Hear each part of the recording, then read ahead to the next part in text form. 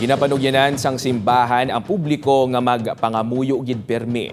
Ini kasunod sa ang ginaaligar posesyon nga nagluntad sa Cayos National High School sa Banwas ang Dumangas, Iloilo. Lunes ang hapon sang nanotaran ang pagbaylo sa panimuot sang 5 ka mga grade 10 students. Pagabot sa mga personnel sang Dumangas MTR-RMO sa Buluthuan, mayara na sang nagawaras kag may nalipong. Pagpati sang isa sa mga naglain ng pamatsyag kaangot ang insidente sa gintapas nga kahoy sa kilid sang ilahulot klasihan. Sunod naman sa Principal 2021 pas ang gintapas ang nasambit nga kahoy bangod dalagko na ang sanga sini kag dako na ini nga risgo sa seguridad sa mga estudyante. Bangod sa natabo plano sang pamunuan sang eskwelahan nga patigayon sang pagbindisyon sang bulutuan kag magahiwat sang Bible study apang hindi man mandatory sa mga estudyante. Ang Rural Health Unit naman sang Banwa ang mag-imbestigar sa insidente. Sino kay Father Lester Villa, Chief Exorcist ng Archdiocese of Haro, posible ini nga matabo ilabi na gid sa kabataan.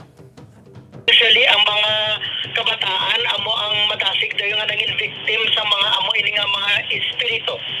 Bangod kay di sila ang pinaka-vulnerable nga ara dira kag malapit sa sinang lugar.